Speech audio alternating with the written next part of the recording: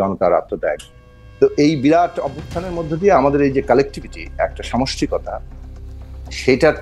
সেটারই একটা প্রকাশ ঘটেছে সরকার গঠনেও। সবাই মিলে সমর্থন করেছি।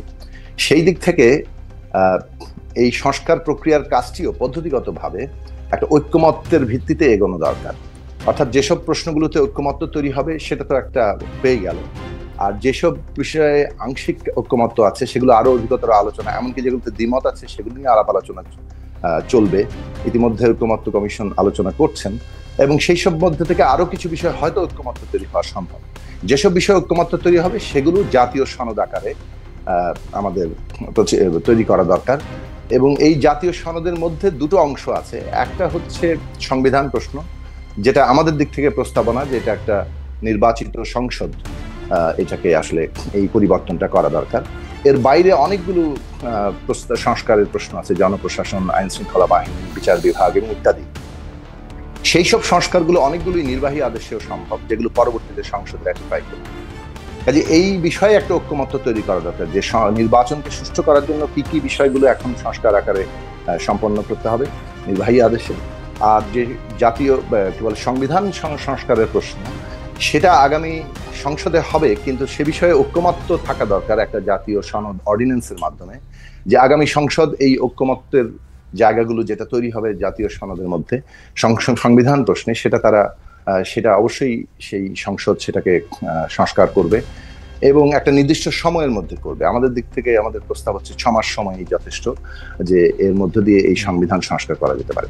আমরা একই সাথে আরো প্রস্তাব তুলেছি যে আগামী সংসদ নির্বাচনটি একই সাথে সংবিধান সংস্কার পরিষদের নির্বাচন হওয়া দরকার, কেননা সংবিধানের যে মৌলিক সংস্কারগুলো করা হবে এটা জনগণের ম্যান্ডেট নিয়ে করা দরকার।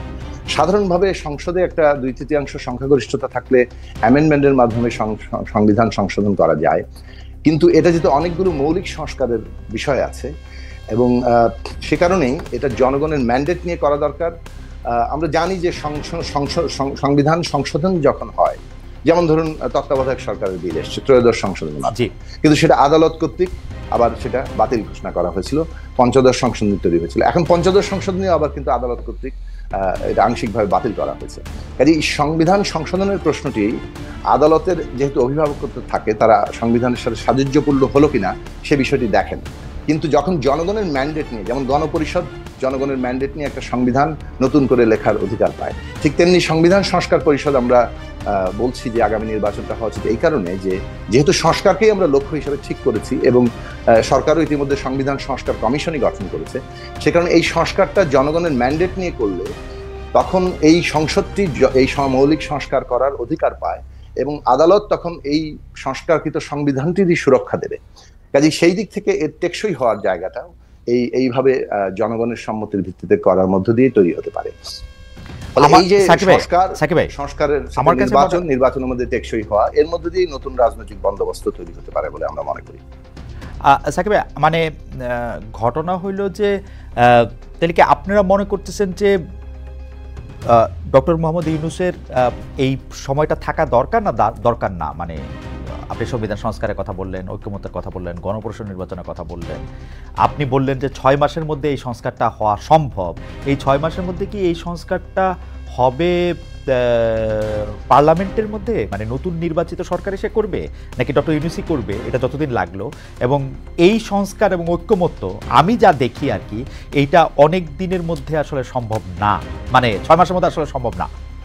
6 মাসের মধ্যে সম্ভব না, কারণ আপনি দেখেছেন যে প্রধান বিরোধী দল বলবো কিনা, মানে প্রধান যে রাজনৈতিক দল এখন আছে বিএনপি, তারা অনেকগুলি সংস্কারের ব্যাপারে আসলে একমত না এবং অনেকগুলি বিষয়ে তাদের ভিন্ন মত আছে, আবার তারা সংস্কারের বিপক্ষেও না। তো সেই ক্ষেত্রে কি একটি নির্বাচিত দল এসে এই সংস্কারগুলি করবে, নাকি ডক্টর মোহাম্মদ ইউনূস যেভাবে রাষ্ট্র চালাচ্ছেন সেভাবে তিনি রাষ্ট্র চালিয়ে যাবেন, এর মধ্যে থেকে তিনি সংস্কার করবেন, নির্বাচনের জন্য দেশ এবং দল রেডি হবে, তারপর করবে? আপনি কোনটি আকাঙ্ক্ষা করছেন? না, দেখুন, এখানে আমি শুরুতেই বলেছি যে যেসব বিষয়ে ঐক্যমত্য তৈরি হবে, অর্থাৎ বিএনপির কথা তুললেন আপনি, পরে বিএনপি সহ সকল রাজনৈতিক দল, শ্রেণী পেশা, স্টেক হোল্ডাররা, তারা যেসব প্রশ্নে ঐক্যমত্য হবে সেটাই তো জাতীয় সনদ হচ্ছে। কাজেই সেই জাতীয় সনদ বাস্তবায়ন করার প্রশ্ন আছে। যেসব বিষয়ে দ্বিমত আছে সেগুলো তো জনগণের কাছে যেতে হবে। রাজনৈতিক দলগুলো তাদের নিজ নিজ প্রস্তাবের জায়গা থেকে তুলবেন। ধরুন যে কোনো একটি সংস্কার প্রস্তাব, এ বিষয়ে কোনো দ্বিমত আছে, ঐকমত্য হয়নি, সেটা যদি আমাদের দলের প্রস্তাব হয় তাহলে আমরা আমাদের সেই দলীয় প্রস্তাব নিয়ে জনগণের কাছে যাব। জনগণ যদি আমাকে ভোট দেয়, আমাদের ভোট দেয়, তাহলে আমরা সংখ্যাগরিষ্ঠতা পাই, তাহলে আমরা সেটা সম্পন্ন করবো, অথবা যারা পাবেন তারা করবেন।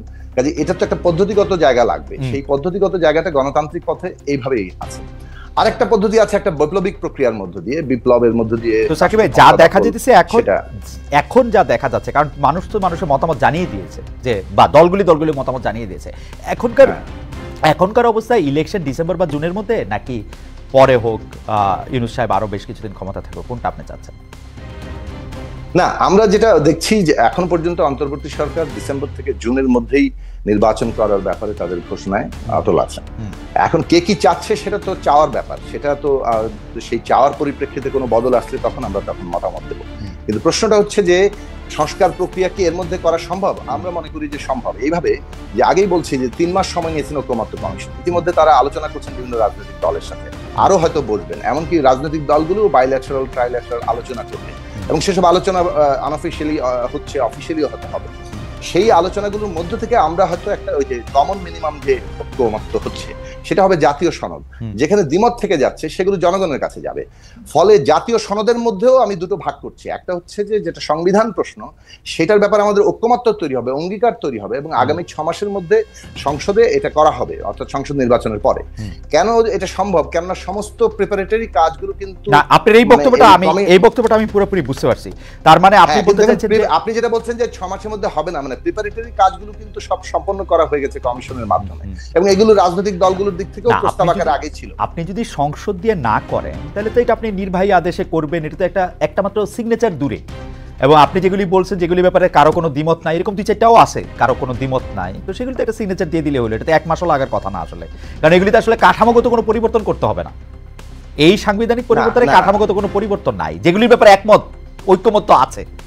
কাঠামোগত স্ট্রাকচারাল পরিবর্তন আনতে হবে। কারণ আমি দেখলাম যে আসলে সংসদের আইন বা বিল নিয়ে আন্ডারস্ট্যান্ডিং এ মানে এক একজনের এক এক রকম আছে। যেমন কেউ মনে করেন যে 70 অনুচ্ছেদ কাজে লাগাতে হবে, শুধু অর্থ বিলের ক্ষেত্রে 70 অনুচ্ছেদ কাজে লাগবে না। এখন সরকারি সব বিলই যে অর্থ বিল, এইটাও তো একটা মানে বোঝার ব্যাপার আছে অনেকের, তাই না? মানে আমি আর সুনির্দিষ্ট করি, যেমন ধরুন আমরা যখন 31 দফা নিয়ে আলোচনা হচ্ছিল, আমাদের দলগত অবস্থান ছিল 70 অনুচ্ছেদ বাতিল করা হোক। কিন্তু যখন আমরা একটা ঐক্যবদ্ধ জায়গায় আসছি, তখন তো কিছুটা সকলের মতামত এক জায়গায় আনতে হয়, এবং সেখানে আমরা যেটুকু জায়গায় আসছিলাম যে সরকার গঠনের যে আস্থা ভোট সেটা, এবং বাজেট, অর্থ বিল মানে আমরা বলিনি, আমরা বলছি বাজেট, এই দুটো জিনিস বাদে বাকি সকল বিলের ক্ষেত্রেই সংসদ সদস্যরা স্বাধীনভাবে ভোট দিতে পারবেন। এই যে জায়গা, এটার অনেক ফলাফল আছে, যে ধরুন এর ফলেও রাজনৈতিক দলগুলোর মধ্যে গণতন্ত্র চর্চার একটা গুরুত্বপূর্ণ অগ্রগতি ঘটবে। যেমন ধরুন প্রত্যেকটা বিলে যাতে তাদের নিজেদের দলীয় সদস্যরা ভোট দেন, সেজন্য আগে থেকে বৈঠক করতে হবে, তাদের মতামত নিতে হবে, এই সব প্রশ্নগুলো যুক্ত। কাজেই ওই দিক থেকে ধরুন এই প্রশ্নগুলোই আলোচনার বিষয়। যে এখানে যেমন বিএনপির প্রস্তাব 31 দফায় আছে যে 4টা বিষয় তারা বলেছেন সরকার গঠনে আস্থা ভোট, তারা বলেছেন বাজেট, তারা বলেছেন জাতীয় নিরাপত্তা এবং সংবিধান সংশোধন। তো এরকম আছে। এখন এই বিষয়গুলো নিয়ে আলোচনাটা হবে যে কে কতটা ছাড় দিচ্ছে, এবং কোন বিষয়গুলো আসলেই রাষ্ট্রের গুণগত পরিবর্তনের জন্য, বিশেষভাবে ক্ষমতার ভারসাম্য এবং জবাবদিহিতার জন্য অপরিহার্য। এখন ধরুন দ্বিকক্ষ বিশিষ্ট মানে সংসদের কথা বলা হয়েছে, এটার ব্যাপারে ধরুন বিএনপিরও প্রস্তাবনা আছে, আমাদেরও প্রস্তাবনা আছে, আমার মনে হয় যে কমিশনের দিক থেকেও প্রস্তাব করা আছে, অন্যান্য দলগুলো তেমন কোনো বিরোধিতার খবর আমরা শুনিনি। কাজেই সেদিক থেকে ধরুন এটা কিন্তু একটা স্ট্রাকচারাল চেঞ্জেস বাংলাদেশের মানে কাঠামোগত, এরকম অনেকগুলো কাঠামোগত প্রস্তাব আছে। কিন্তু যেমন ধরুন সাংবিধানিক পদগুলোতে নিয়োগের অথরিটি কি হবে, এই প্রশ্ন কিন্তু এখনো পর্যন্ত অনেকটা পার্থক্য আছে। আমাদের দিক থেকে প্রস্তাব ছিল সাংবিধানিক পদগুলোতে নিয়োগের অথরিটি হবে সাংবিধানিক কমিশন। ওকে, আমার মনে হয় যে আমরা ওই ডিটেলটাতে আমরা না যাই। মানে সোজা কথা হলো যে আপনি মনে করছেন যে যেসব বিষয়গুলিতে ঐক্যমত্য আছে সেসব ঐক্যমত্য সম্পন্ন বিষয়গুলি খুব সহজে করে নেওয়া সম্ভব এই সময়ের মধ্যে, এবং যেগুলির ক্ষেত্রে আসলে জনগণের কাছে যেতে হবে সেগুলি প্রত্যেকটা দল তাদের ইশতেহার নিয়ে, তাদের নির্বাচনী ম্যানিফেস্টো নিয়ে তারা জনগণের কাছে যাবে। অর্থাৎ ডিসেম্বর থেকে জুনের মধ্যে থেকে ইলেকশন হওয়াটা এটা সম্ভব বলে আপনি মনে করছেন, এবং আমি সম্ভব বলে মনে করি, আপনি সম্ভব বলে আমরা মনে করি সম্ভব। কিন্তু আমি আকাঙ্ক্ষার জায়গাটা থেকে জানতে চাইছিলাম, কারণ হচ্ছে যে এখন সোশ্যাল ক্যাম্পেইনে আমাদের এখানে আমরা যখন কথা বলতেছি তখনও আসলে প্রচুর লোক মনে করতেছেন যে আমরা পলিটিক্যাল পার্টির থেকে ইউনূসগণ সরকার মানে ডক্টর মোহাম্মদ ইউনূস পরিচালিত বা এই সরকারটাকেই তারা দেখতে চান। সেই ক্ষেত্রে আপনি কি মনে করেন বা আপনার কাঙ্ক্ষাটা আমরা একটু জানতে চাচ্ছিলাম যে আপনিও কি মনে করেন যে তার সময়টা একটু না, আমার আকাঙ্ক্ষার চাইতে আমি পদ্ধতিগত দিকটা বলি। দেখুন, এই সরকারটি গঠিত হয়েছে যদিও এটা সুপ্রিম কোর্টের কাছ থেকে একটা আইনগত